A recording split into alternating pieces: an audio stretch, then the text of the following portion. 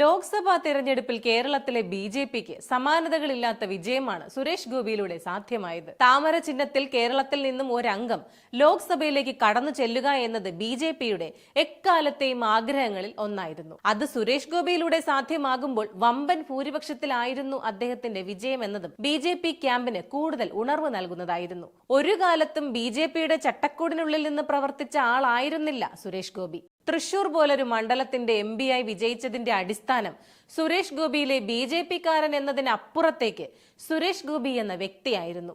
കാലങ്ങളോളം തൃശൂർ കേന്ദ്രീകരിച്ച് നടത്തിയ പ്രവർത്തനങ്ങൾ അദ്ദേഹത്തിന് മുതൽക്കൂട്ടായി. കേരളത്തിലെ സുവർണ വിജയം, കേന്ദ്രമന്ത്രി പദം പോലും ലഭിക്കുന്ന സ്ഥിതിവിശേഷം ഉണ്ടാക്കി. ശബരിമല വിഷയം കത്തി നിൽക്കുമ്പോൾ പോലും സംസ്ഥാനത്ത് യാതൊരുവിധ രാഷ്ട്രീയ നേട്ടവും ഉണ്ടാക്കുവാൻ ബി.ജെ.പിക്ക് കഴിഞ്ഞിട്ടില്ല.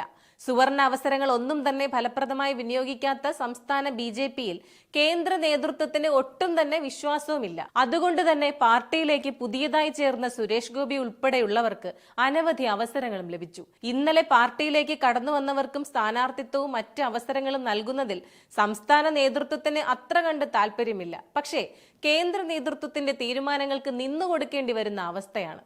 പറഞ്ഞു വന്നത് സുരേഷ് ഗോപിയെ സംബന്ധിച്ച ചില കാര്യങ്ങളാണ്. ഇപ്പോഴിതാ ഹേമ കമ്മിറ്റി റിപ്പോർട്ട് പുറത്തു വന്നതിനു ശേഷമുള്ള സുരേഷ് ഗോപിയുടെ ചില പ്രതികരണങ്ങൾ പാർട്ടി നേതാക്കളെയും പ്രവർത്തകരെയും പ്രതിസന്ധിയിലാക്കിയിരിക്കുകയാണ്. ലൈംഗിക ആരോപണം നേരിടുന്ന മുകേഷിനെ പരസ്യമായി പിന്തുണച്ച കേന്ദ്ര സഹമന്ത്രി കൂടിയായ സുരേഷ് ഗോപിക്കെതിരെ ബി.ജെ.പിയിൽ കടുത്ത അമർഷമാണുള്ളത്. പാർട്ടിയെ വെട്ടിലാക്കുന്ന സുരേഷ് ഗോപിയെ കേന്ദ്ര നേതൃത്വം ഇടപെട്ട് നിയന്ത്രിക്കണമെന്നാണ് സംസ്ഥാന നേതാക്കളുടെ നിലപാട്.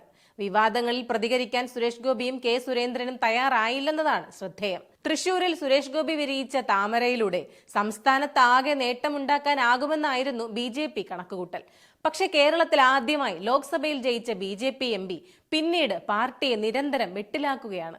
മലയാള സിനിമാ മേഖലയെ പിടിച്ചുലയ്ക്കുന്ന മീ ടു വിവാദത്തിൽ സുരേഷ് ഗോപിയുടെ പ്രതികരണം ബി.ജെ.പിയെ ഞെട്ടിച്ചുകൊണ്ടായിരുന്നു. മുകേഷിന്റെ രാജിക്കായി ബി.ജെ.പി സമരം ഘടിപ്പിക്കുമ്പോഴാണ് പാർട്ടി എം.പി മുകേഷിന് പരസ്യ പിന്തുണ പ്രഖ്യാപിച്ചത്. CPM-നെയും സർക്കാരിനെയും വെട്ടിലാക്കാൻ കിട്ടിയ മികച്ച സമയത്ത് തനി സിനിമാക്കാരനായി പാർട്ടിയെ കുഴപ്പിച്ചുവെന്നാണ് സംസ്ഥാന നേതാക്കളുടെ വിലയിരുത്തൽ.